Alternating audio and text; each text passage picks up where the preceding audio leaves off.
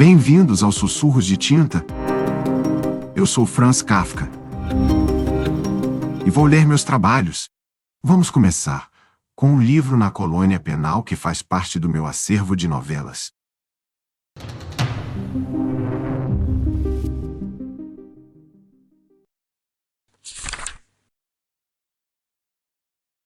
Prólogo. Esta novela foi escrita em 1914 e só publicada em 1919. O espaço de tempo relativamente longo foi, em parte, devido à insatisfação de Kafka com a conclusão da história. Apesar disso, o escritor a leu aos amigos logo após sua composição. Apresentou-a em leitura pública na Galeria Goltz de Munique, e nessa ocasião 2 senhoras desmaiaram com o impacto. A consciência do escritor de que a novela tinha relação com algumas obras anteriores é manifesta. Em 1915, Na Colônia Penal devia ter sido publicada com o Veredicto e a Metamorfose num único volume sob o título Punições. O relato conta as experiências do explorador no segundo dia de visita a uma colônia penal situada nos trópicos. A peça está construída em torno do confronto entre o observador, um europeu cético do sistema penal imposto, com o oficial militar que administra desde a morte do velho comandante a máquina de tortura e extermínio. Mas ele está totalmente comprometido com a forma de justiça que o diabólico aparelho oferece. O narrador das passagens mais longas é o próprio oficial.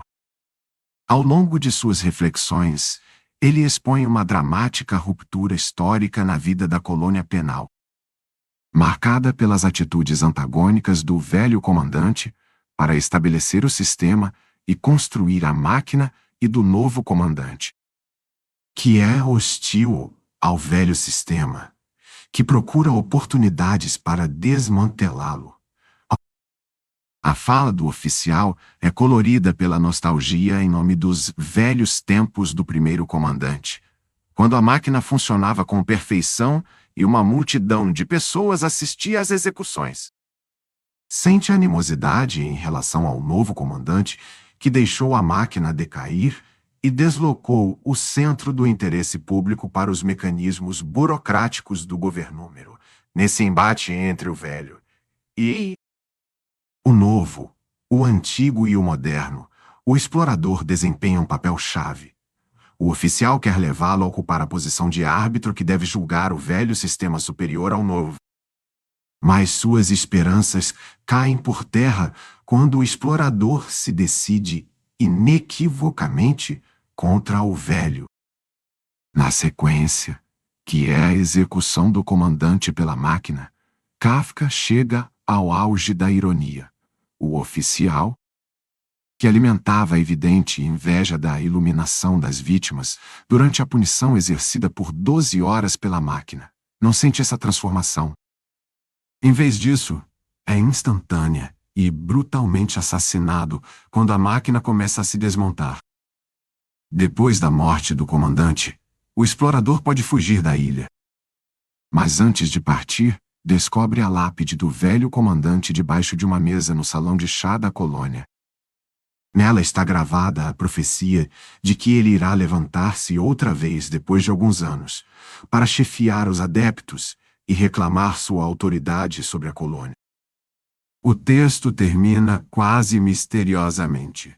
O explorador escapa da ilha num bote, seguido pelo condenado e o soldado, que desde o início o vigia, esperando que o explorador o livre do seu destino e permita que deixem a ilha com ele. Mas o explorador, ao partir, faz um gesto de ameaça para os dois, evitando que eles saltem para dentro do bote. Na colônia penal, talvez seja um dos mais brilhantes e sinistros produtos da fértil imaginação de Kafka. A descrição da máquina é tão intricada que faz o leitor imaginar que ela realmente existiu. De qualquer modo, a novela desempenha um papel essencial no desenvolvimento estrutural da arte kafkiana, e seu tema submerso é provavelmente a sequela do colonialismo europeu nos trópicos.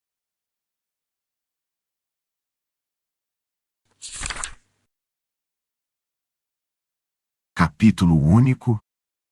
É um aparelho singular, disse o oficial ao explorador, percorrendo com um olhar até certo ponto de admiração o aparelho que ele, no entanto, conhecia bem. O explorador parecia ter aceito só por polidez o convite do comandante, que o havia exortado a assistir à execução de um soldado por desobediência e insulto ao superior. Certamente o interesse pela execução não era muito grande, nem na colônia penal. Pelo menos aqui no pequeno vale, profundo e arenoso, cercado de encostas nuas por todos os lados. Estavam presentes, além do oficial e do explorador, apenas o condenado, uma pessoa de ar estúpido. Boca larga, cabelo e rosto em desalinho, e um soldado que segurava a pesada corrente de onde partiam as correntes menores, com as quais o condenado estava agrilhoado pelos pulsos e cotovelos, bem como pelo pescoço, e que também se uniam umas às outras por cadeias de ligação.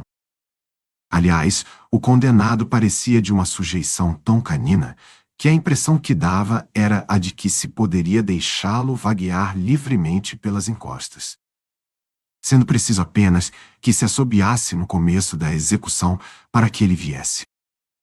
O explorador tinha pouco interesse pelo aparelho e andava de um lado para outro por trás do condenado, com uma indiferença quase visível, enquanto o oficial providenciava os últimos preparativos, ora rastejando sob a máquina assentada fundo na terra, ora subindo uma escada para examinar as partes de cima.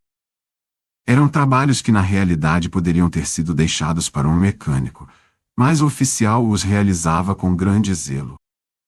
Seja porque era um adepto especial do aparelho, seja porque não podia, por outras razões, confiar essa tarefa a mais ninguém.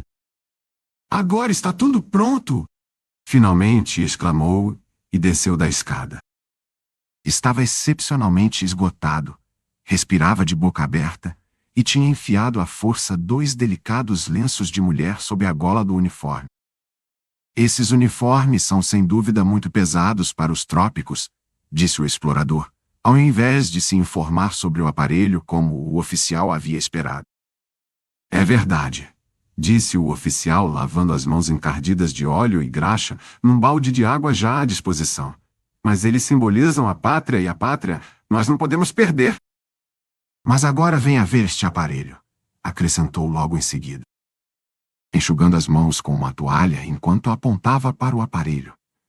Até este instante era necessário o trabalho das mãos, mas daqui para frente ele funciona completamente sozinho. O explorador assentiu com a cabeça e acompanhou o oficial. Este procurou se assegurar contra qualquer incidente e depois disse: "Naturalmente surgem problemas. Espero, na verdade, que hoje não apareça nenhum, mas de qualquer modo é preciso contar com eles. O aparelho deve ficar em funcionamento 12 horas sem interrupção. Se, no entanto, houver problemas, eles serão muito pequenos e a solução será imediata." "O senhor não quer se sentar?" perguntou por fim. Puxou de uma pilha uma cadeira de palha e a ofereceu ao explorador. Este não pôde recusar. Estava agora à beira de um fosso, sobre o qual lançou um olhar fugidio. Não era muito fundo. De um lado do fosso, a terra escavada estava amontoada num talude, do outro ficava o aparelho. "Não sei se o comandante já explicou o aparelho para o senhor", disse o oficial. O explorador fez um movimento vago com a mão. O oficial não desejava nada melhor, pois agora ele próprio podia explicar o aparelho. "Este aparelho", disse, segurando uma manivela sobre a qual se apoiou, "é uma invenção do nosso antigo comandante. Colaborei desde as primeiras experiências e participei de todos os trabalhos até a conclusão. No entanto, o mérito da invenção pertence totalmente a ele." "O senhor já ouviu falar do nosso antigo comandante?" "Não?" "Oh, bem, não estou falando demais quando digo que a instalação de toda a colônia penal é obra sua. Nós, amigos dele, já sabíamos, por ocasião da sua morte, que a organização dela é tão fechada em si mesma. que o seu sucessor, mesmo tendo na cabeça milhares de planos novos, não poderia mudar nada, pelo menos durante muitos anos. Nossa previsão estava certa. O novo comandante teve de reconhecer isso. É uma pena que o senhor não tenha conhecido o antigo comandante. Mas, interrompeu-se o oficial, fico tagarelando e o aparelho está aqui à nossa frente. Como se vê, ele se compõe de 3 partes. Com o correr do tempo, surgiram denominações populares para cada uma delas.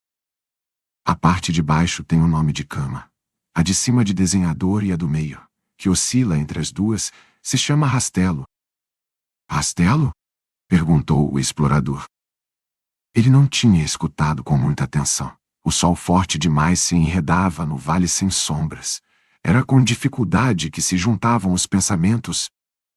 Tanto mais digno de admiração lhe parecia o oficial, que na sua farda justa, própria para um desfile, carregada de dragonas, guarnecida de cordões, dava as explicações com tamanho fervor. Além do que, enquanto falava, apertava aqui e ali um parafuso, com uma chave de fenda. O soldado parecia estar num estado semelhante ao do explorador. Tinha enrolado a corrente do condenado em volta dos pulsos, apoiava-se com uma das mãos sobre o fuzil e, deixando a cabeça pender sobre a nuca, não se interessava por nada. O explorador não ficou espantado com isso, pois o oficial falava francês, e certamente nem o condenado, nem o soldado entendiam francês. De qualquer modo, chamava ainda mais a atenção o fato de que o condenado, apesar disso, se esforçasse para seguir as explicações do oficial. Com uma espécie de pertinácia sonolenta, dirigia o olhar para onde quer que o oficial apontasse, e quando este então foi interrompido pelo explorador com uma pergunta, também ele, da mesma forma que o oficial, olhou para o explorador. É rastelo, disse o oficial. O nome combina. As agulhas estão dispostas como as grades de um rastelo e o conjunto é acionado como um rastelo, embora se limite ao mesmo lugar e exija muito maior perícia. Aliás, o senhor vai compreender logo. Aqui sobre a cama coloca-se o condenado. Quero, no entanto, primeiro descrever o aparelho, e só depois fazê-lo funcionar eu mesmo. Aí o senhor poderá acompanhá-lo melhor. No desenhador há uma engrenagem muito gasta. Ela range bastante quando está em movimento. Nessa hora, mal dá para entender o que se fala. Aqui, infelizmente, é muito difícil obter peças de reposição. Muito bem. Como eu disse, esta é a cama. Está totalmente coberta com uma camada de algodão. O senhor ainda vai saber qual é o objetivo dela. O condenado é posto de bruços sobre o algodão, naturalmente nu. Aqui estão, para as mãos, aqui para os pés e aqui para o pescoço, as correias para segurá-lo firme. Aqui na cabeceira da cama, onde, como eu disse, o homem apoia a primeira cabeça, existe este pequeno tampão de feltro, que pode ser regulado com a maior facilidade, a ponto de entrar bem na boca da pessoa. Seu objetivo é impedir que ela grite ou morda a língua. Evidentemente, o homem é obrigado a admitir o feltro na boca, pois caso contrário as correias do pescoço quebram sua nuca. Isso é algodão? Perguntou o explorador, inclinando-se para a frente. Sem dúvida, respondeu sorrindo o oficial. Sinta o senhor mesmo. Pegou a mão do explorador e passou-a sobre a cama. É um algodão especialmente preparado, por isso parece tão irreconhecível. Ainda volto a falar sobre a sua finalidade? O explorador já estava um pouco conquistado pelo aparelho. Protegendo-se contra o sol com a mão sobre os olhos, levantou a vista para ele. Era uma estrutura bem grande. A cama e o desenhador tinham as mesmas dimensões e pareciam 2 arcas escuras. O desenhador estava disposto a cerca de 2 metros sobre a cama, ambos se ligavam nas pontas por 4 barras de latão que quase emitiam raios sob o sol. Entre as arcas oscilava, preso a uma fita de aço, o rastelo. O oficial mal tinha notado antes a indiferença do explorador, mas estava alerta para o interesse que agora aflorava. Por isso suspendeu as explicações para dar ao explorador tempo para uma contemplação tranquila. O condenado imitou o explorador. Já que não podia colocar a mão acima dos olhos, ficou piscando para o alto com a vista desprotegida. Pois bem, o homem agora está deitado, disse o explorador, enquanto se recostava na cadeira e cruzava as pernas. Sim, disse o oficial, empurrando o cap um pouco para trás e passando a mão pelo rosto acalorado. Agora ouça. Tanto a cama como o desenhador têm bateria elétrica própria. A cama precisa da energia para si mesma, o desenhador para o rastelo. Assim que o homem está manietado, a cama é posta em movimento. Ela vibra com sacudidas mínimas e muito rápidas simultaneamente para os lados, para cima e para baixo. O senhor deve ter visto aparelhos semelhantes em casas de saúde. A diferença é que na nossa cama, todos os movimentos são calculados com precisão.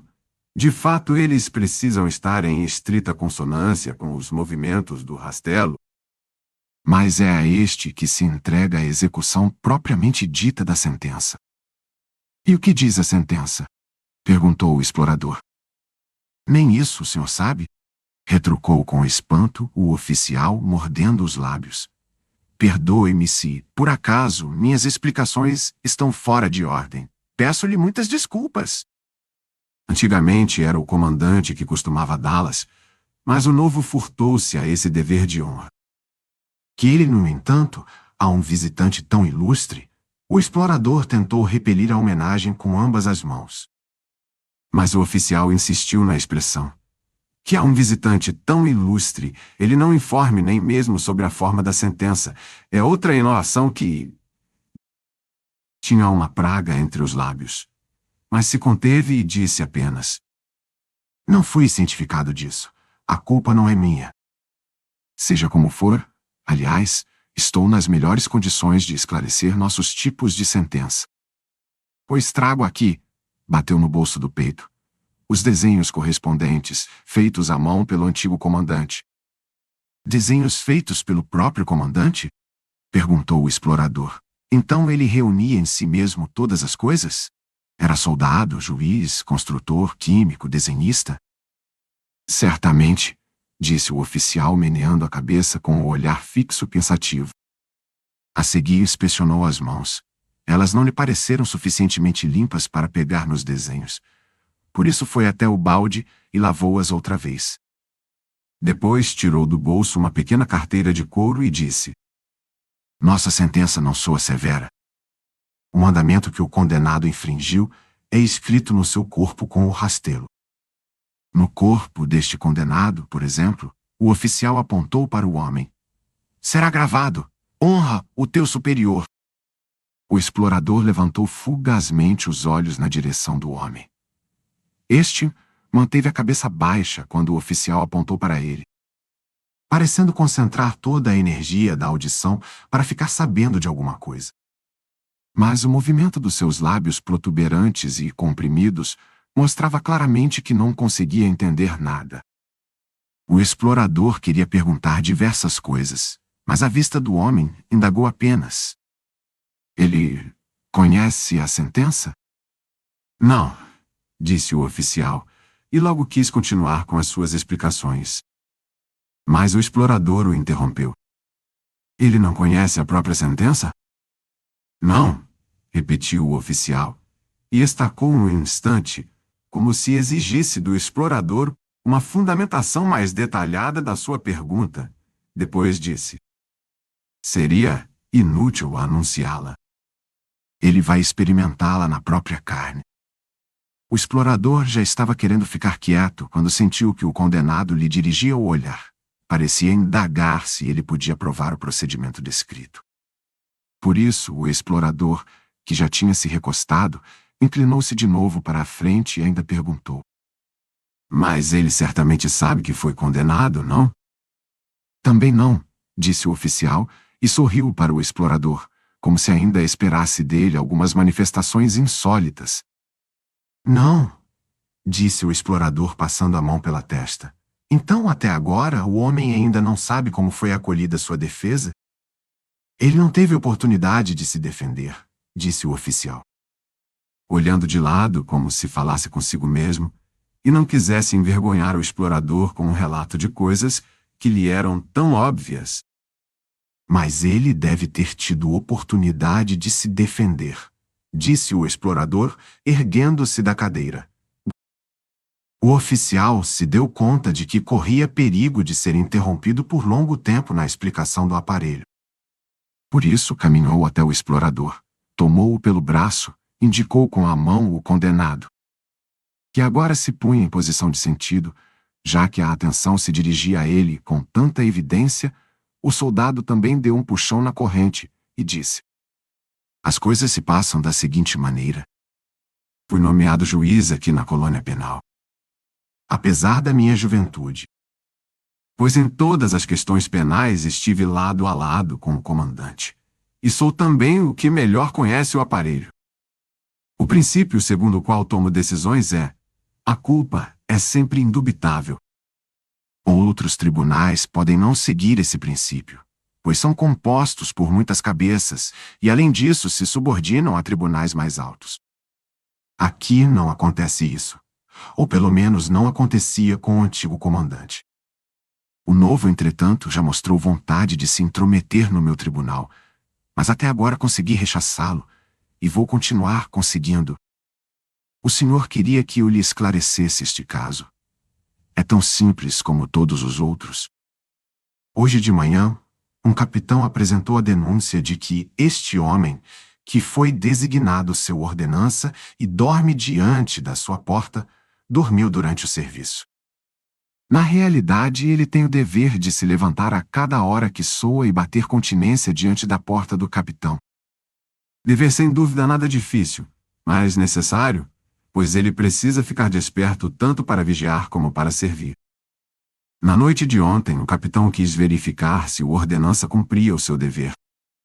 Abriu a porta às 2 horas e o encontrou dormindo todo encolhido. Pegou o chicote de montaria e vergastou-o no rosto. Ao invés de se levantar e pedir perdão, o homem agarrou o superior pelas pernas, sacudiu-o e disse: atire fora o chicote, ou eu o engulo vivo. São estes os fatos. Faz 1 hora o capitão se dirigiu a mim. Tomei nota das suas declarações e em seguida lavrei a sentença. Depois determinei que pusessem o homem na corrente. Tudo isso foi muito simples. Se eu tivesse primeiro intimado e depois interrogado o homem, só teria surgido confusão. Ele teria mentido. E se eu o tivesse desmentido, teria substituído essas mentiras por outras e assim por diante. Mas agora, eu o agarrei e não o largo mais. Está tudo esclarecido?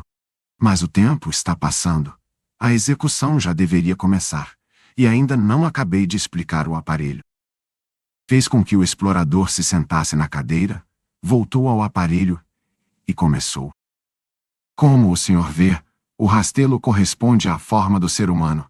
Este aqui é o rastelo para o tronco, estes outros, os rastelos para as pernas. Para a cabeça está destinado apenas este pequeno estilete. Está claro? Inclinou-se amavelmente em direção ao explorador, pronto para esclarecimentos mais abrangentes. Com o senho franzido, o explorador observou o rastelo. As informações sobre o procedimento judicial não o tinham deixado satisfeito. Teve, contudo, de admitir a si mesmo que aqui se tratava de uma colônia penal, que aqui eram necessárias medidas excepcionais e que se precisava proceder até o limite de modo militar.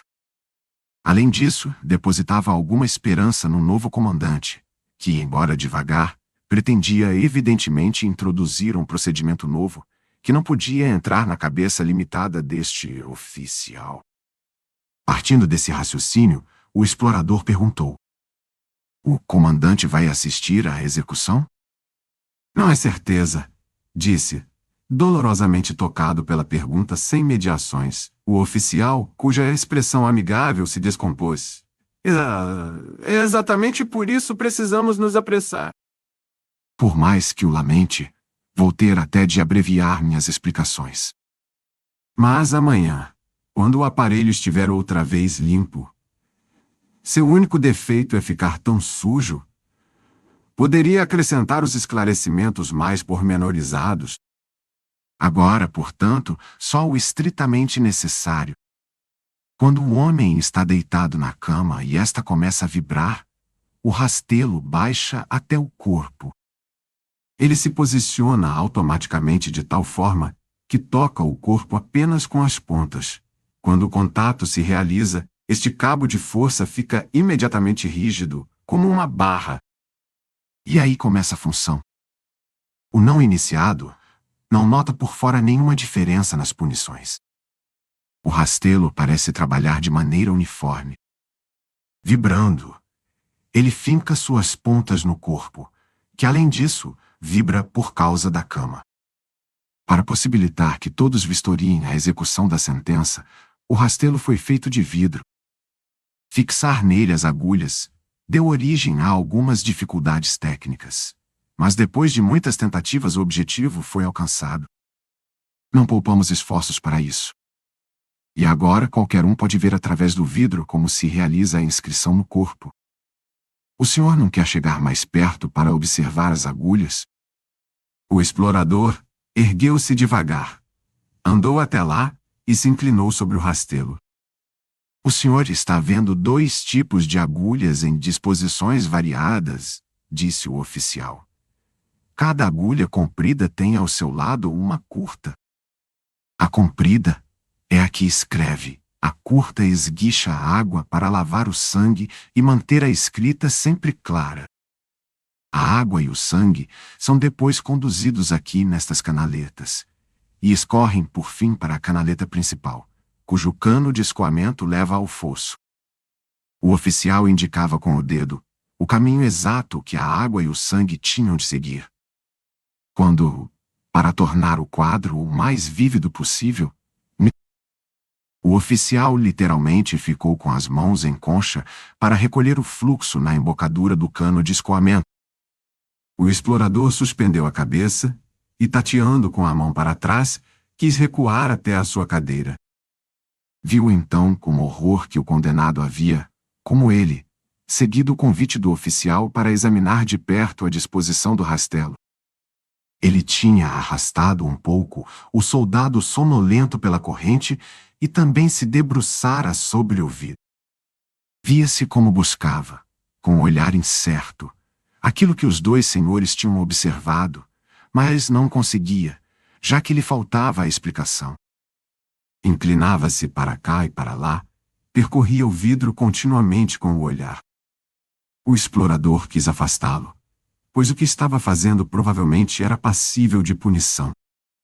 Mas o oficial reteve firmemente o explorador com uma mão, com a outra, pegou um torrão de terra do talude e atirou-o em direção ao soldado.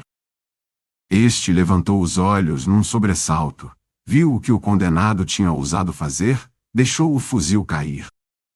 Fincou os tacões no chão, puxou o condenado com tanta força para trás que ele logo caiu e o fitou de cima para baixo, enquanto o condenado se contorcia fazendo as correntes rangerem. Ponha-o em pé, gritou o oficial, pois notou que a atenção do explorador estava sendo desviada demais pelo condenado. O explorador chegou a se inclinar sobre o rastelo, sem se importar com ele, interessado apenas em verificar o que acontecia com o condenado. Trate-o com cuidado, gritou de novo o oficial. Deu a volta em torno do aparelho e agarrou pessoalmente pelas axilas o condenado que às vezes escorregava e, com a ajuda do soldado, colocou-o de pé. Já sei tudo agora, disse o explorador quando o oficial se dirigiu de volta a ele. Tudo, menos o mais importante, disse o oficial segurando o explorador pelo braço e apontando para cima. Lá no desenhador ficam as engrenagens que comandam o movimento do rastelo. Elas estão dispostas segundo o desenho que acompanha o teor da sentença. Eu ainda uso os desenhos do antigo comandante. Aqui estão eles. Puxou algumas folhas da carteira de couro. Mas, infelizmente, não os posso pôr na sua mão. São a coisa mais preciosa que eu tenho. Sente-se. Eu os mostro ao senhor desta distância. Assim poderá ver tudo bem. Mostrou a primeira folha. O explorador gostaria de dizer algo aprovador, mas enxergava apenas linhas labirínticas, que se cruzavam umas com as outras de múltiplas maneiras e cobriam o papel tão densamente que só com esforço se distinguiam os espaços em branco entre elas. Leia, disse o oficial. Não consigo, disse o explorador. Mas está nítido, disse o oficial. Muito engenhoso, disse evasivamente o explorador.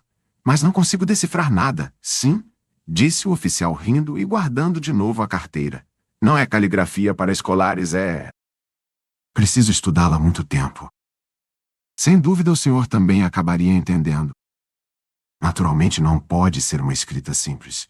Ela não deve matar de imediato. Mas, em média, só num espaço de tempo de 12 horas. O ponto de inflexão é calculado para a sexta hora. É preciso, portanto, que muitos floreios rodeiem a escrita propriamente dita. Esta só cobre o corpo numa faixa estreita. O resto é destinado aos ornamentos. O senhor consegue agora apreciar o trabalho do rastelo e de todo o aparelho? Veja! Saltou sobre a escada, girou uma engrenagem e gritou para baixo. Atenção! Fique de lado. Tudo entrou em movimento. Se a engrenagem não rangesse, seria magnífico. Como se estivesse surpreso com a perturbação que ela provocava, o oficial a ameaçou com um punho. Depois, desculpando-se, abriu os braços para o explorador e desceu apressadamente a escada para observar o aparelho por baixo. Ainda havia alguma coisa que não estava em ordem e que só ele percebia. Subiu outra vez a escada. Enfiou as duas mãos no interior do desenhador. Em seguida, para descer mais depressa, escorregou por uma das barras ao invés de usar a escada e, para se fazer entender no meio do barulho, gritou com o máximo de força no ouvido do explorador. Compreende o processo? O rastelo começa a escrever. Quando o primeiro esboço de inscrição nas costas está pronto, a camada de algodão rola, fazendo o corpo virar de lado lentamente, a fim de dar mais espaço para o rastelo. Nesse ínterim, as partes feridas pela escrita entram em contato com o algodão, o qual, por ser um produto de tipo especial, estanca instantaneamente o sangramento e prepara o corpo para novo aprofundamento da escrita. Então, à medida que o corpo continua a virar, os dentes na extremidade do rastelo removem o algodão das feridas, atiram-no ao fosso e o rastelo tem trabalho outra vez. Assim, ele vai escrevendo cada vez mais fundo durante as 12 horas. Nas primeiras 6, o condenado vive praticamente como antes, apenas sofre dores. Depois de 2 horas, é retirado o tampão de feltro, pois o homem já não tem mais força para gritar. Aqui, nesta tigela aquecida por eletricidade, na cabeceira da cama, é colocada a papa de arroz quente, da qual, se tiver vontade, o homem pode comer o que consegue apanhar com a língua. Nenhum deles perde a oportunidade. Eu, pelo menos, não conheço nenhum. E minha experiência é grande. Só na sexta hora ele perde o prazer de comer. Nesse momento, em geral eu me ajoelho aqui e observo o fenomenúmero. Raramente o homem engole o último bocado. Apenas o revolve na boca e o cospe no fosso. Preciso então me agachar, senão escorre no meu rosto. Mas como o condenado fica tranquilo na sexta hora, o entendimento ilumina até o mais estúpido. Começa em volta dos olhos. A partir daí se espalha. Uma visão que poderia seduzir alguém a se deitar junto embaixo do rastelo. Mas nada acontece. O homem simplesmente começa a decifrar a escrita. Faz bico com a boca como se estivesse escutando. O senhor viu? Como não é fácil decifrar a escrita com os olhos, mas o nosso homem a decifra com os seus ferimentos. Seja como for, exige muito trabalho. Ele precisa de 6 horas para completá-lo. Mas aí o rastelo o atravessa de lado a lado e o atira no fosso, onde cai de estalo sobre o sangue misturado à água e o algodão. A sentença está então cumprida, e nós, eu e o soldado, o enterramos. O explorador tinha inclinado o ouvido para o oficial, e as mãos no bolso da jaqueta observava o trabalho da máquina. O condenado também olhava, mas sem entender. Curvou-se um pouco e estava seguindo o movimento das agulhas, quando, a um sinal do oficial, o soldado, com uma faca, lhe cortou por trás a camisa e as calças, de tal modo que elas caíram. O condenado ainda quis segurar a roupa para cobrir a nudez, mas o soldado o levantou no ar e arrancou dele os últimos trapos. O oficial desligou a máquina e, no silêncio que então se seguiu o condenado, foi colocado sob o rastelo. As correntes foram soltas, e no lugar delas amarradas as correias. No primeiro momento isso pareceu significar quase um alívio para o condenado. E então, o rastelo baixou mais um pouco, pois o homem era magro. Quando as pontas o tocaram, um arrepio percorreu sua pele, enquanto o soldado estava ocupado com sua mão direita. Ele esticou a esquerda sem saber para onde, mas era na direção de onde estava o explorador. O oficial observava de lado, continuamente, o explorador, como se quisesse ler no seu rosto a impressão que lhe causava a execução que ele havia explicado pelo menos superficialmente. A correia que se destinava ao pulso rebentou. Provavelmente o soldado a tinha esticado demais. O oficial tinha de ajudar. O soldado lhe mostrava um pedaço da correia arrebentada. O oficial foi até onde ele estava e, com o rosto voltado para o explorador, disse: "A máquina é muito complexa. Aqui e ali, alguma coisa tem de rebentar ou quebrar, mas não se deve por isso chegar a um falso julgamento do conjunto. Para a correia, aliás, arranja-se logo um substituto. Vou usar uma corrente. Com isso, no entanto, fica prejudicada a delicadeza da vibração para o braço direito." E enquanto colocava a corrente, acrescentou: "Os recursos para a manutenção da máquina agora estão muito limitados. Sob o antigo comandante, eu tinha livre acesso a um fundo destinado só para isso. Havia aqui um armazém onde eram guardadas todas as peças de reposição possíveis. Confesso que desse modo eu chegava quase ao desperdício. Digo antes, não agora, como afirma o novo comandante, para quem tudo serve de pretexto para combater as velhas instituições. Agora ele próprio administra o fundo para a máquina, e se eu solicito uma correia nova, é exigida a que rebentou como prova, e a nova só vem em 10 dias, mas é de qualidade inferior, e não serve para quase nada. Mas uma coisa com que ninguém se preocupa é como nesse ínterim, eu vou fazer a máquina funcionar sem correia." O explorador pensou consigo: é sempre problemático intervir com determinação em assuntos estrangeiros.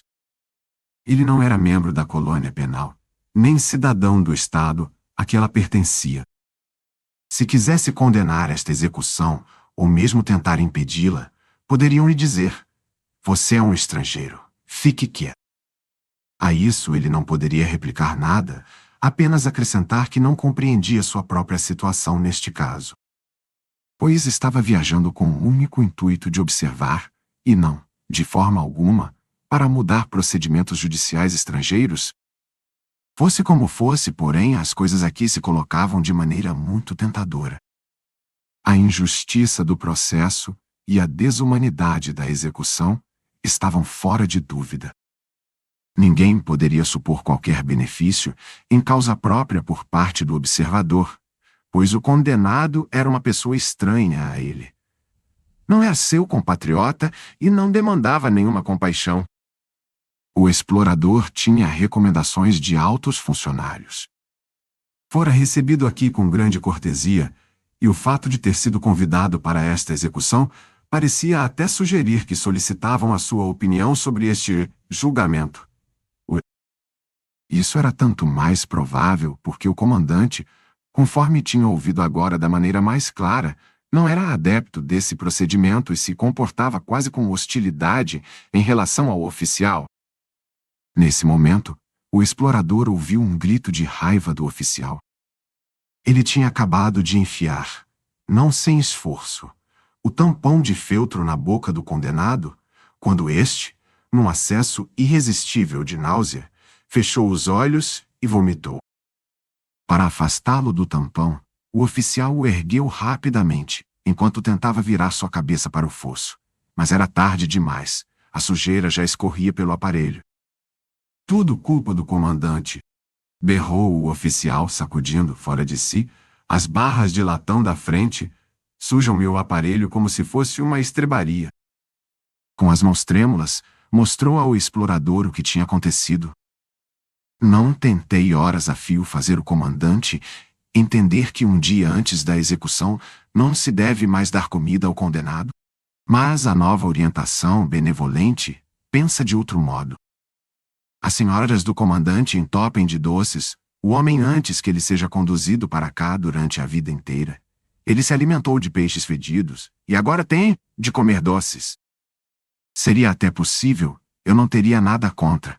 Mas por que não providenciam um feltro novo? Como solicitei faz 3 meses. Como é que se pode enfiar sem nojo na boca este feltro que mais de 100 homens já chuparam e morderam na hora de morrer? O condenado tinha baixado a cabeça e parecia em paz. O soldado estava ocupado em limpar a máquina com a camisa do condenado. O oficial caminhou até o explorador, que, pressentindo alguma coisa, recuou um passo. Mas o oficial o segurou pelo braço, puxando-o para o lado. Quero falar-lhe em confiança algumas coisas. O senhor me permite, não é? Certamente, disse o explorador, escutando com os olhos baixos. Tanto o procedimento como a execução que o senhor está tendo oportunidade de admirar não tem no momento mais nenhum adepto declarado em nossa colônia. Sou o seu único defensor e, ao mesmo tempo, o único que defende a herança do antigo comandante. Não posso mais cogitar nenhuma ampliação do processo. Despendo todas as energias para preservar o que existe. Quando o antigo comandante era vivo, a colônia estava cheia de adeptos seus. Tenho em parte a força de convicção dele. Mas me falta inteiramente o seu poder. Em vista disso, os adeptos se esconderam. Existem muitos ainda, mas nenhum o admite. Se o senhor for à casa de chá hoje, ou seja, num dia de execução, e ficar escutando em volta, talvez ouça apenas declarações ambíguas. São todos fiéis, mas sob o atual comandante e seus atuais pontos de vista, eles não me servem para coisa alguma. E agora eu lhe pergunto, será que por causa desse comandante e das mulheres que o influenciam deve perecer a obra de toda uma vida? Como esta. E apontou para a máquina. Pode-se permitir uma coisa dessas? Mesmo que só se esteja passando alguns dias em nossa ilha como estrangeiro? Mas não há tempo a perder. Estão preparando alguma coisa contra o meu poder judicial. Já se realizam reuniões de consulta no comando, para as quais não sou convocado. Mesmo a visita do senhor, hoje, parece significativa da minha situação. São covardes e mandam à frente o senhor, um estrangeiro. Como era diferente a execução nos velhos tempos. Já um dia antes o vale inteiro estava superlotado de gente. Todos vinham só para ver. De manhã cedo o comandante aparecia com as suas damas. As fanfarras acordavam todo o acampamento. Eu fazia o anúncio de que estava tudo pronto. A sociedade, nenhum alto funcionário podia faltar. Se alinhava em volta da máquina. Esta pilha de cadeiras de palha é um pobre resquício daqueles tempos. A máquina, polida pouco antes, resplendia. Praticamente a cada execução eu dispunha de peças novas. Diante de centenas de olhos, todos os espectadores ficavam nas pontas dos pés até aquela elevação. O condenado era posto sob o rastelo pelo próprio comandante. O que hoje um soldado raso pode fazer era naquela época tarefa minha, presidente do tribunal, e ela me honrava. E então começava a execução. Nenhum som discrepante perturbava o trabalho da máquina. Muitos já nem olhavam mais. Ficavam deitados na areia com os olhos cerrados. Todos sabiam. Agora se faz justiça. No silêncio, só se ouviam os suspiros do condenado, abafados pelo feltro. Hoje a máquina já não consegue extrair do condenado um gemido mais forte que o feltro ainda não possa sufocar. Mas antes as agulhas que escrevem borrifavam um líquido cáustico, cujo emprego não é mais permitido. Bem, então chegava a sexta hora. Era impossível atender a todos os pedidos para ficar olhando de perto. O comandante, com a visão que tinha das coisas, determinava que, sobretudo, as crianças deviam ser levadas em consideração. Eu, no entanto, podia permanecer lá graças à minha profissão. Muitas vezes ficava agachado no lugar com duas crianças pequenas no colo, uma à esquerda e outra à direita. Como captávamos todos a expressão de transfiguração no rosto martirizado, como banhávamos as nossas faces no brilho dessa justiça finalmente alcançada e que logo se desvanecia. Que tempos aqueles, meu camarada! O oficial, evidentemente, esquecera quem estava à sua frente. Tinha abraçado o explorador e posto a cabeça no seu ombro. O explorador estava profundamente embaraçado e olhava para a distância por cima do oficial. O soldado havia terminado o trabalho de limpeza na máquina e agora despejava a papa de arroz de uma lata na tigela. Mal percebeu isso, o condenado, que já parecia ter se recuperado plenamente, começou a apanhar papa de arroz com a língua. O soldado o repelia sempre, pois, sem dúvida, a papa estava prevista para mais tarde. Assim como era igualmente impróprio que o soldado enfiasse as mãos sujas na comida para comê-la na frente do condenado ávido. O oficial se recompôs rápido. Eu não estava querendo emocioná-lo, disse ele. Sei que é impossível dar hoje uma ideia do que foram aqueles tempos. Além disso, a máquina ainda funciona e produz sozinha os seus efeitos. Funciona mesmo quando está a sós neste vale. E o cadáver continua no final a cair num vôo inconcebivelmente suave no fosso, ainda que não se juntem em volta dele, como moscas, centenas de pessoas como antes. Antigamente tínhamos de instalar em torno do fosso um corrimão forte, retirado dali já faz muito tempo. O explorador queria desviar do oficial o próprio rosto, olhando ao redor sem um alvo definido. O oficial julgou que ele contemplava o ermo do vale. Por isso, agarrou-lhe as mãos, girou em volta dele para encará-lo e perguntou: O senhor está vendo que vergonha? Mas o explorador ficou em silêncio. O oficial se afastou por um instante. Com as pernas apartadas, as mãos nos quadris, permaneceu quieto, olhando para o chão. Depois sorriu para o explorador, com a intenção de encorajá-lo, e disse: Ontem eu estava perto do senhor, quando o comandante o convidou. Ouvi o convite. Conheço o comandante. Entendi imediatamente o que pretendia com o convite.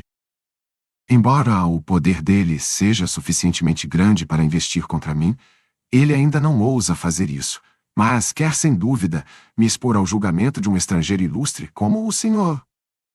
Seus cálculos são cuidadosos. O senhor está pelo segundo dia na ilha. Não conheceu o antigo comandante nem suas ideias. Mantém-se preso à visão europeia das coisas. Talvez seja um opositor decidido da pena de morte em geral e em particular deste tipo de execução mecânica. Além disso, vê como a execução se processa sem participação pública, triste. Numa máquina já um tanto avariada, juntando tudo isso. Não seria bem provável, assim pensa o comandante, que o senhor considerasse o meu procedimento incorreto, e se o senhor não o considera correto, não silenciará a sua opinião. Continuo, falando do ponto de vista do comandante, uma vez que certamente confia nas suas convicções tantas vezes comprovadas. Efetivamente, o Senhor viu muitas peculiaridades de muitos povos e aprendeu a respeitá-las. Por isso é provável que não vá se pronunciar contra este procedimento com toda a energia, como talvez em seu próprio país. Mas disso, o comandante não precisa de modo algum. Basta uma palavra passageira, uma simples palavra descuidada. Ela não precisa nem corresponder às convicções do Senhor, ainda que só na aparência atenda ao desejo dele. Estou certo de que ele o vai encher de perguntas com a maior astúcia. E as damas ficarão sentadas em círculo, aguçando os ouvidos. O Senhor dirá talvez: no meu país o procedimento judicial é diferente. Ou, no meu país o acusado é interrogado antes da sentença. Ou, no meu país o condenado tem ciência da condenação. Ou, no meu país existem outras punições que não a pena de morte. Ou, no meu país só houve torturas na Idade Média. Todas estas observações são tão corretas quanto lhe parecem naturais, observações inocentes que não incidem sobre o meu procedimento. Mas como o comandante irá recebê-las? Já o estou vendo, o bom comandante. Por imediatamente de lado à cadeira e ir às pressas para o balcão, vejo as damas o imitarem. Ouço a voz dele. As senhoras dizem que há uma voz de trovão, e ele então afirmar: um grande pesquisador do Ocidente, encarregado de examinar o procedimento judicial em todos os países, acabou de declarar que o nosso antigo procedimento é desumanúmero. Depois do juízo de uma personalidade como essa, naturalmente não me é mais possível tolerar este procedimento. Portanto, no dia de hoje, determino, etc. O Senhor quer intervir. O Senhor não disse o que ele proclama. O Senhor não chamou o meu procedimento de desumano. Pelo contrário, de acordo com a sua percepção mais profunda. O Senhor o considera o mais humano e o mais digno de todos. O Senhor também admira esse maquinismo. Mas é tarde demais. O Senhor não consegue nem chegar ao balcão, que já está tomado pelas damas. O Senhor quer se fazer notar. O Senhor quer gritar, mas uma mão de mulher tapa a sua boca, e com isso, eu e a obra do antigo comandante estamos perdidos. O explorador teve de reprimir um sorriso. Então era fácil assim a tarefa que ele havia considerado tão difícil. Disse evasivamente: o Senhor superestima minha influência. O comandante leu minha carta de recomendação. Ele sabe que não sou um perito em procedimento judicial. Se eu expressasse uma opinião, seria a de um cidadão particular, em nada mais importante que a opinião de qualquer outro.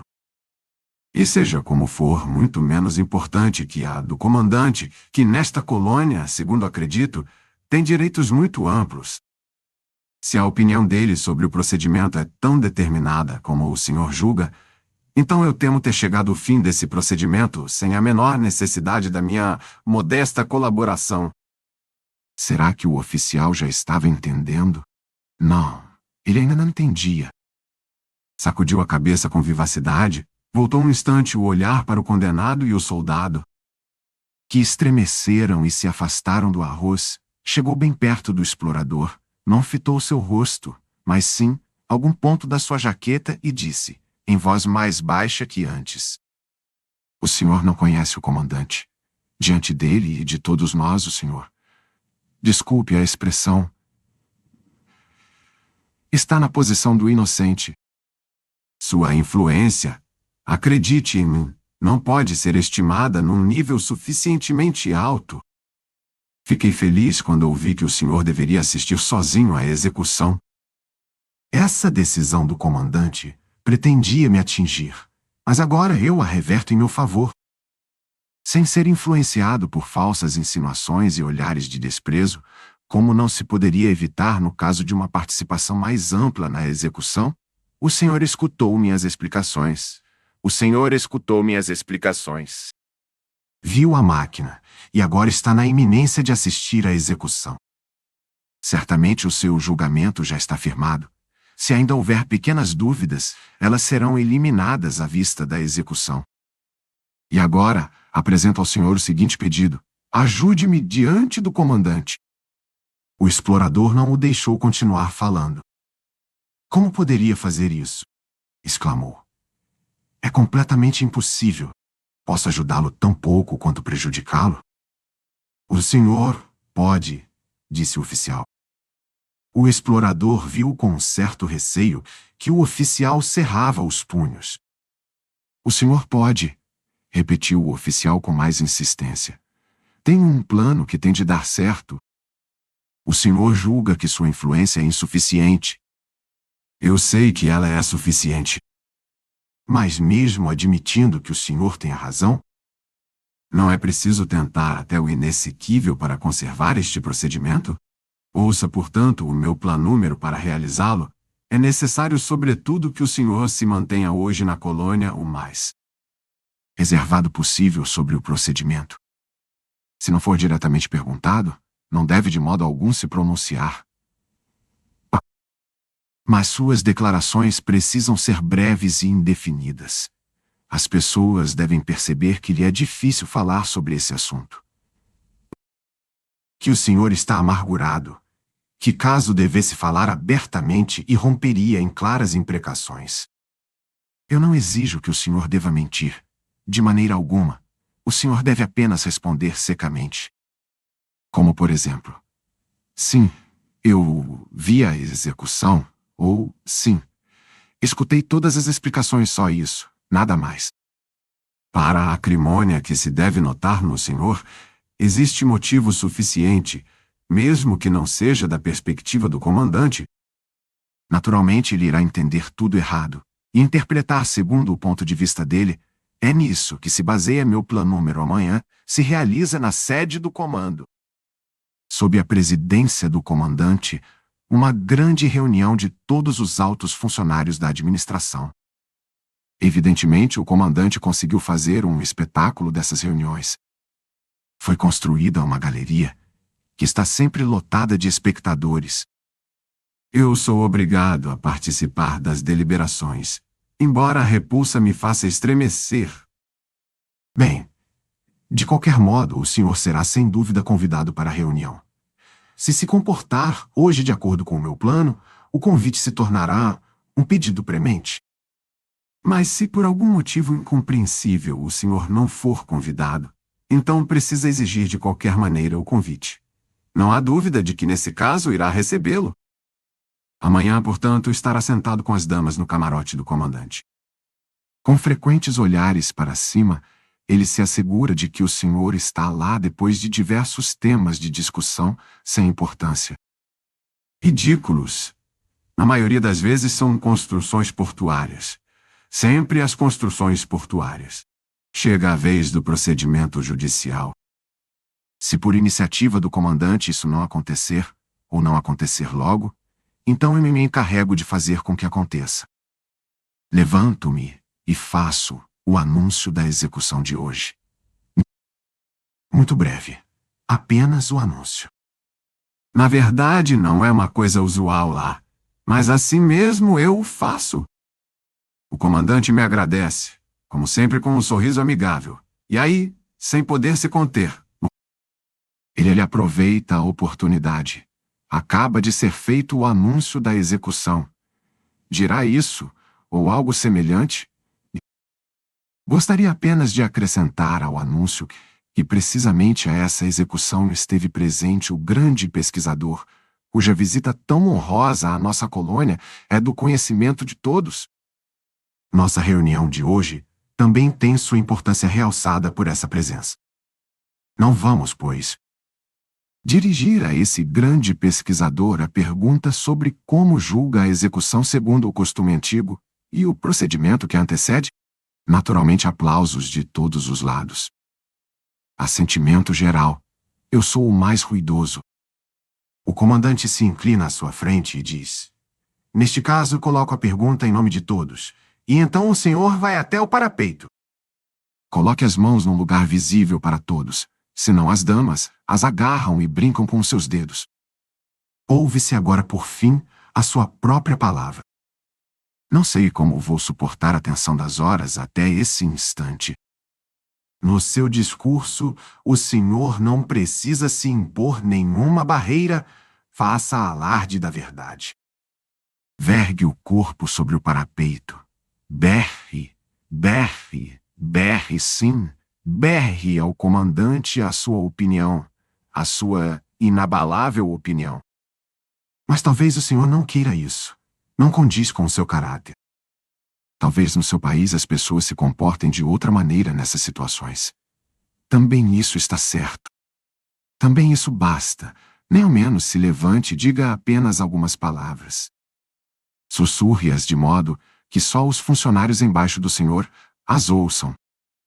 Não precisa absolutamente falar da escassa participação pública na execução da engrenagem que range, da correia arrebentada, do feltro repugnante. Não. Eu assumo pessoalmente todo o resto. E acredite, se o meu discurso não fizer o comandante sair da sala, ele vai obrigá-lo a se pôr de joelhos até confessar.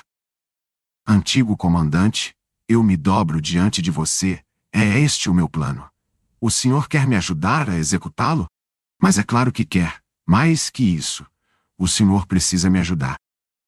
E o oficial segurou pelos 2 braços o explorador, olhando-o no rosto, com a respiração ofegante. As últimas frases ele as tinha gritado tanto, que até o soldado e o condenado ficaram prestando atenção. Embora não pudessem entender nada, pararam de comer e, mastigando, ergueram o olhar na direção do explorador. Para o explorador estava desde o início fora de dúvida a resposta que precisava dar. Na sua vida, havia experimentado muitas coisas para que pudesse vacilar aqui. Era um homem basicamente honrado e não tinha medo. Apesar disso, hesitou um instante à vista do homem e do soldado. Mas, finalmente disse o que tinha de dizer. Não. O oficial piscou várias vezes, mas não desviou o olhar dele. O senhor quer uma explicação? Perguntou o explorador. O oficial assentiu em silêncio. Sou contra este procedimento, disse então o explorador. Antes mesmo que o senhor tivesse falado comigo em confiança. Naturalmente, não vou em circunstância alguma abusar dessa. Confiança.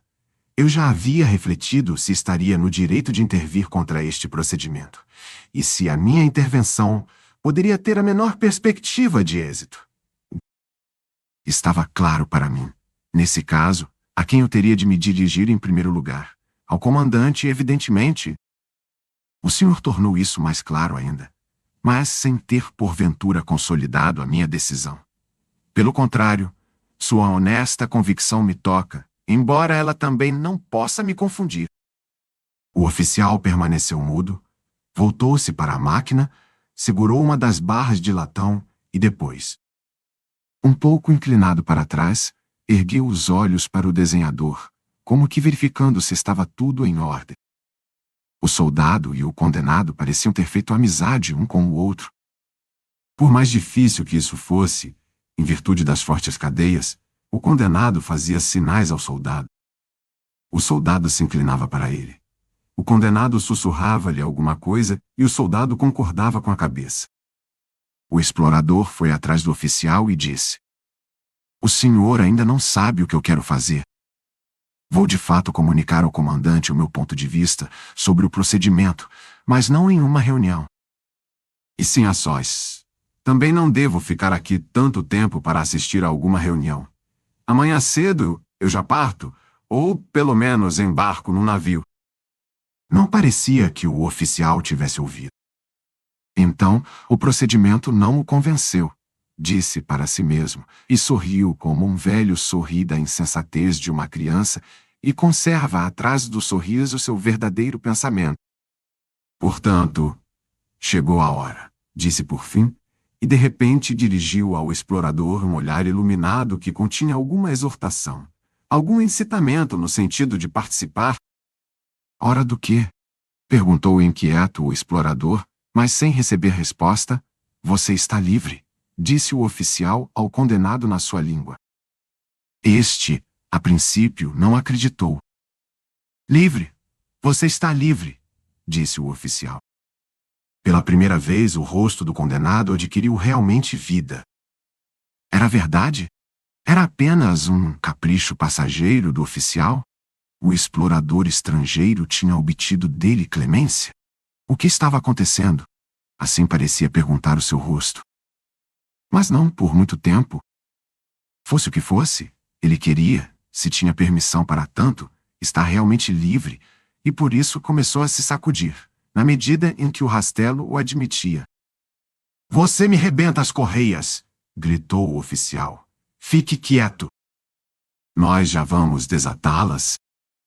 E se pôs a trabalhar com o soldado, a quem fizeram sinal. O condenado ria sozinho, mansamente, sem dizer uma palavra, voltando o rosto ora à esquerda, para o oficial, ora à direita, para o soldado.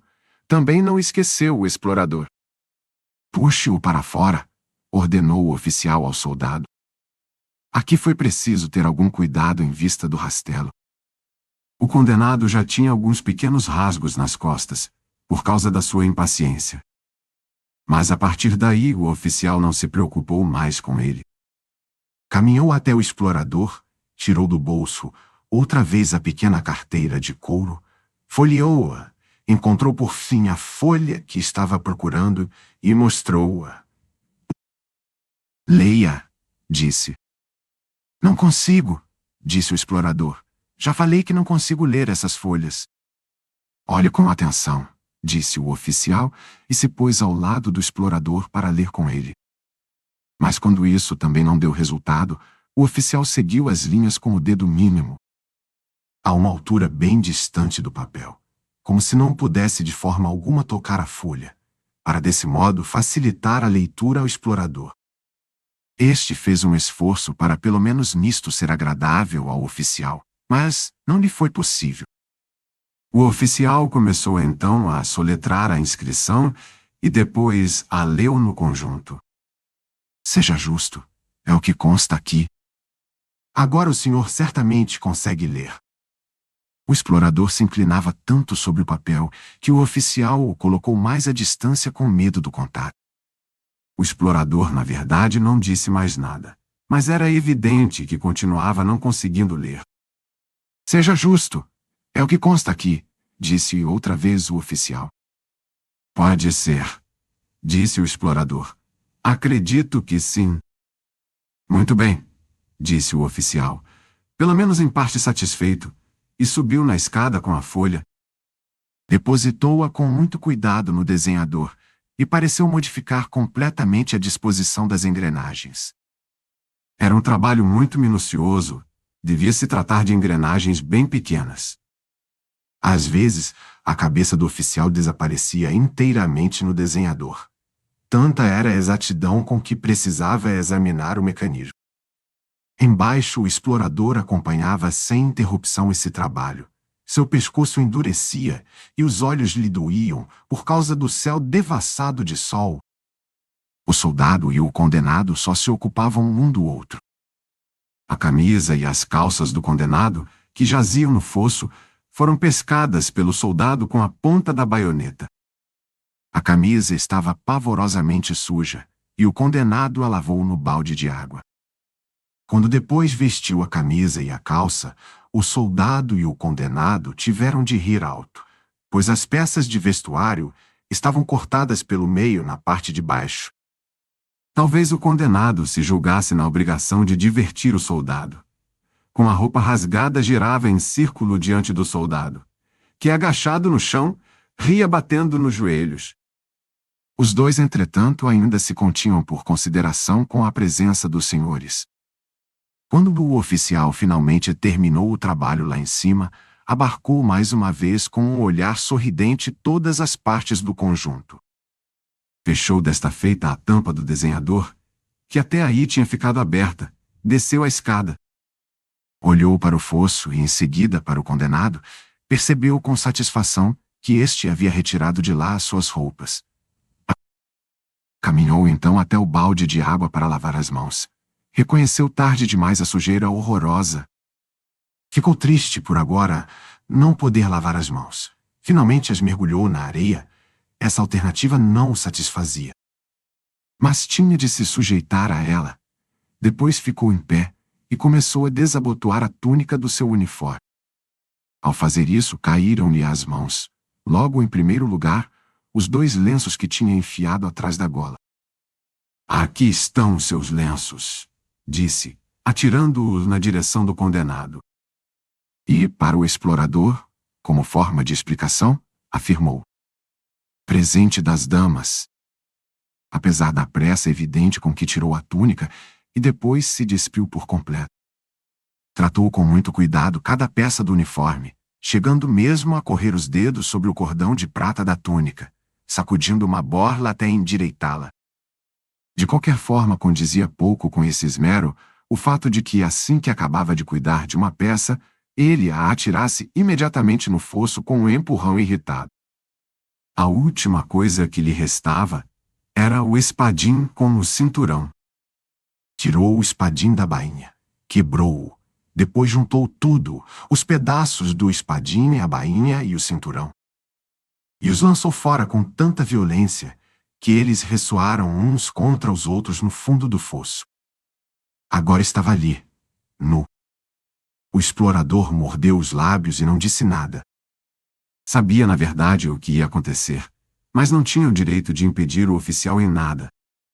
Se o procedimento judicial de que o oficial era adepto estava de fato tão próximo da supressão, possivelmente em consequência da intervenção do explorador, com a qual este, por seu lado, se sentia comprometido, então o oficial estava agora agindo de um modo inteiramente correto. Se estivesse no seu lugar, não teria se conduzido de outra maneira. O soldado e o condenado a princípio não entenderam nada. No começo, nem mesmo ficaram olhando. O condenado estava contente por ter recebido de volta os lenços, mas não pôde se alegrar com eles por muito tempo, pois o soldado os arrebatou com um golpe de mão rápido e imprevisto. Tentava agora reavê-los do soldado, que os havia guardado por trás do cinturão, mas o soldado estava atento. Desse modo, disputavam, meio brincando. Só quando o oficial ficou completamente nu eles prestaram atenção. Principalmente o condenado parecia assaltado pelo pressentimento de uma grande reviravolta. O que tinha acontecido com ele agora, acontecia com o oficial. Talvez isso chegasse às últimas consequências. Provavelmente o explorador estrangeiro tinha dado ordens nesse sentido. Era, portanto, uma vingança. Sem ter sofrido até o fim, seria vingado até o fim. Apareceu então no seu rosto um sorriso amplo e silencioso que não desapareceu mais. O oficial, porém, havia se voltado para a máquina. Se antes já era manifesto que entendia bem do aparelho, agora chegava quase a causar espanto como sabia manipulá-lo e como ele lhe obedecia. Tinha apenas aproximado a mão do rastelo, e este subiu e baixou várias vezes até alcançar a posição certa para o receber. Bastou ele tocar a borda da cama para ela imediatamente começar a vibrar. O feltro veio ao encontro da sua boca. Via-se que o oficial, na verdade, não queria aceitá-lo. Mas a hesitação só durou um instante, ele se submeteu logo e o acolheu na boca. Estava tudo pronto. Só as correias ainda pendiam dos lados, mas elas eram evidentemente desnecessárias. O oficial não precisava ser amarrado. Aí o condenado notou as correias soltas. Na sua opinião, a execução não seria completa se as correias não estivessem apertadas. Fez um sinal exasperado para o soldado e os dois correram para atar o oficial. Este já tinha esticado um pé para empurrar a manivela, que devia pôr o desenhador em movimento. Viu então que os dois tinham chegado. Por isso recuou o pé e se deixou amarrar.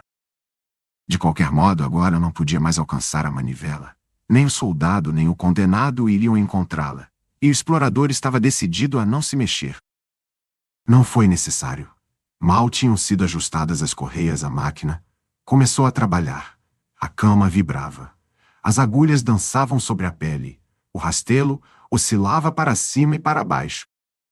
O explorador já havia fixado o olhar durante algum tempo, quando se lembrou de que uma engrenagem no desenhador deveria ranger. Mas estava tudo silencioso. Não se ouvia o mínimo zumbido. Com esse trabalho silencioso, a máquina literalmente se subtraiu à atenção. O explorador olhou para o soldado e o condenado. O condenado era o mais animado. Tudo na máquina o interessava. Ora ele se abaixava, ora espichava o corpo, o indicador continuamente esticado para mostrar alguma coisa ao soldado. Para o explorador, isso era penoso. Estava decidido a ficar ali até o fim, mas não iria aturar por muito tempo a visão dos dois. Vão para casa, disse ele. Talvez o soldado estivesse disposto a isso, mas o condenado recebeu a ordem como um castigo. De mãos juntas, implorou que o deixasse ali, e quando o explorador, sacudindo a cabeça, não quis ceder, ele até se ajoelhou. O explorador viu que aqui as ordens não valiam nada, e pensou em expulsar os dois à força. Mas nesse momento escutou um ruído no desenhador lá em cima. Ergueu os olhos. Será que aquela engrenagem ainda funcionava mal? Era, no entanto, outra coisa. A tampa do desenhador se levantou devagar, e depois se abriu completamente. Os dentes de uma engrenagem ficaram à mostra e subiram. Logo apareceu a engrenagem inteira. Como se uma grande força pressionasse o desenhador, de tal modo que não sobrasse mais espaço para essa engrenagem. Ela foi girando até a beira do desenhador. Caiu, rolou um trecho em pé na areia e depois ficou deitada. Mas lá em cima já emergia outra, outras se seguiram, muitas, grandes, pequenas, mal discerníveis entre si. E com todas sucedeu a mesma coisa. Sempre era possível pensar que agora o desenhador já estava de algum modo esvaziado. Mas aí surgia um novo grupo, particularmente numeroso, emergia, desabava, rolava na areia e se deitava. Diante desse processo, o condenado esqueceu por completo a ordem do explorador. As engrenagens literalmente o fascinavam. Estava sempre querendo agarrar uma. Ao mesmo tempo conclamava ao soldado a ajudá-lo. Mas retirava a mão com medo. Pois logo aparecia outra engrenagem, que pelo menos enquanto começava a rodar o assustava. O explorador, ao contrário, estava muito inquieto. Obviamente a máquina estava se destroçando. Seu andamento tranquilo era um engano. Ele tinha o sentimento de que agora precisava se ocupar do oficial, já que este não podia mais cuidar de si mesmo. Mas enquanto a queda das engrenagens exigira toda a sua atenção, ele havia deixado de observar o resto da máquina.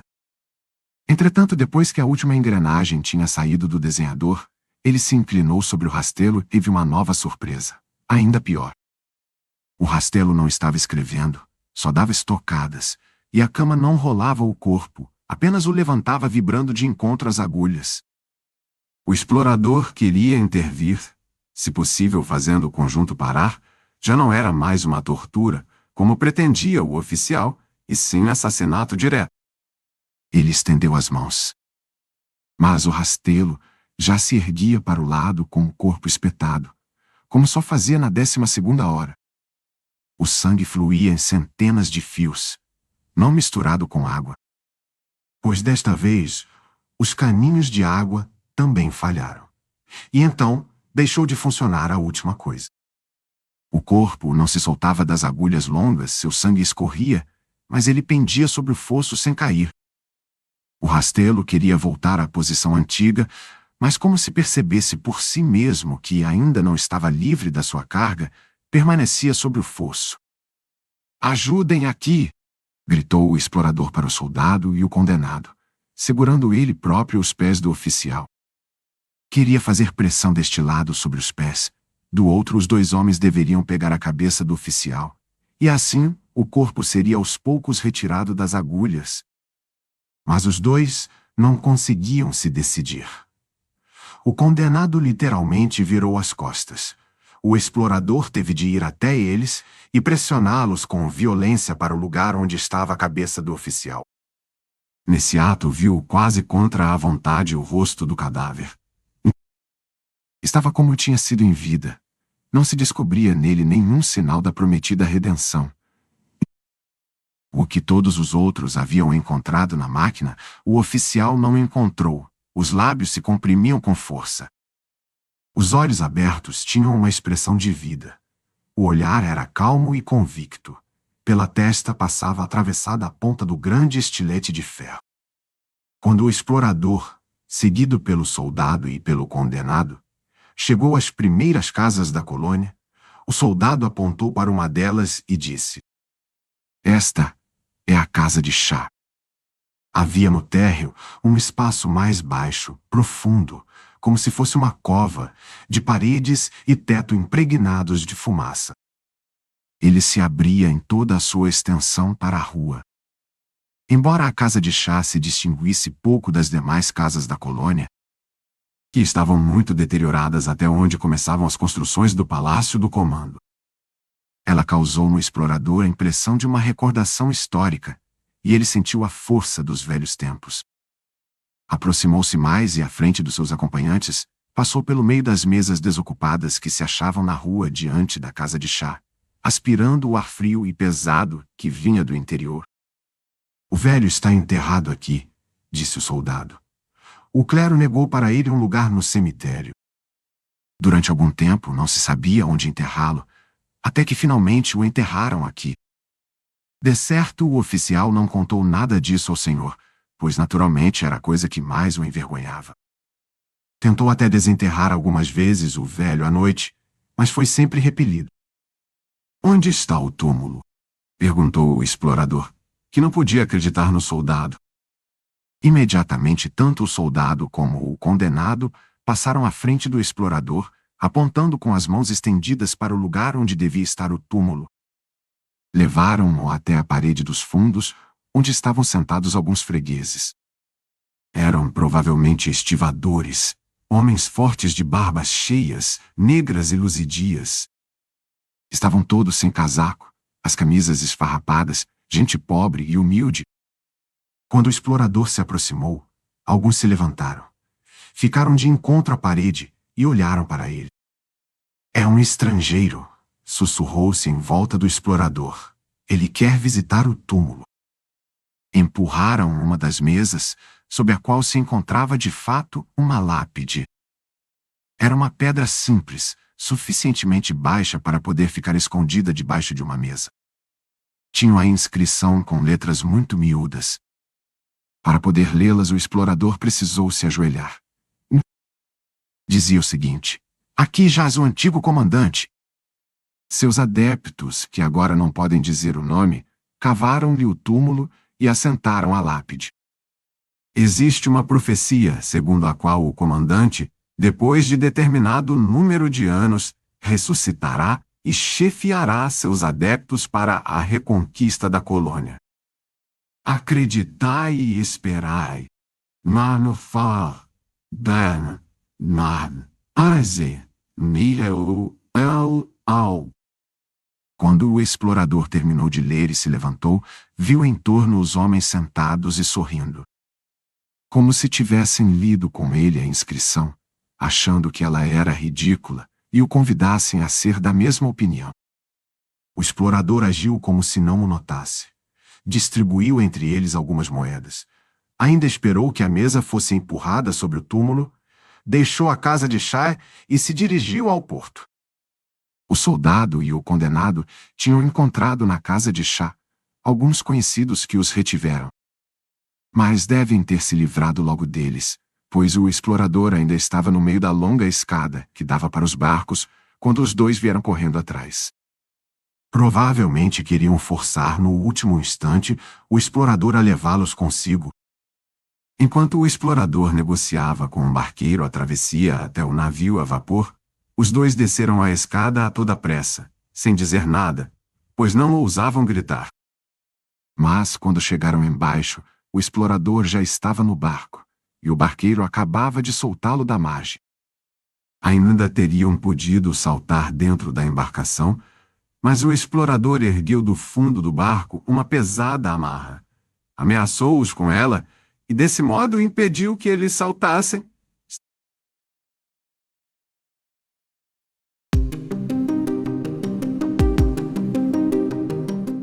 Obrigado por me ouvir até aqui. Se você gostou deste vídeo, não se esqueça de curtir nosso canal e de clicar no sininho para ser lembrado toda vez que um livro novo for lido. Você conhece o trabalho de Franz Kafka? Franz Kafka nasceu em 3 de julho de 1883, em Praga, então parte do Império Austro-Húngaro. Sua infância foi marcada por uma relação conturbada com seu pai, uma figura autoritária que influenciou profundamente suas obras. Kafka estudou direito na Universidade Alemã de Praga, mas sempre teve uma paixão pela literatura. Trabalhou em uma companhia de seguros, escrevendo suas obras nas horas vagas. Em 1912, escreveu A Metamorfoses, onde Gregor Samsa acorda transformado em um inseto monstruoso. Essa obra é uma poderosa metáfora da alienação e do absurdo da existência humana. Kafka explorou temas de burocracia opressiva e desumanização em suas obras. O Processo e o Castelo são exemplos brilhantes de seu estilo único e perturbador. Sua escrita, muitas vezes marcada por um senso de desespero e impotência, reflete suas próprias lutas com doenças e ansiedade. Kafka sofreu de tuberculose e passou seus últimos anos em sanatórios. Apesar de ter pedido a seu amigo Max Brod que destruísse seus manuscritos, Brod desobedeceu e publicou suas obras. Hoje, Kafka é considerado um dos mais importantes escritores do século XX. Franz Kafka faleceu em 3 de junho de 1924, deixando um legado literário que continua a influenciar e inspirar leitores e escritores ao redor do mundo. Sua habilidade de transformar a angústia e a alienação em arte literária faz de Kafka uma figura inesquecível e eternamente emocionante na história da literatura.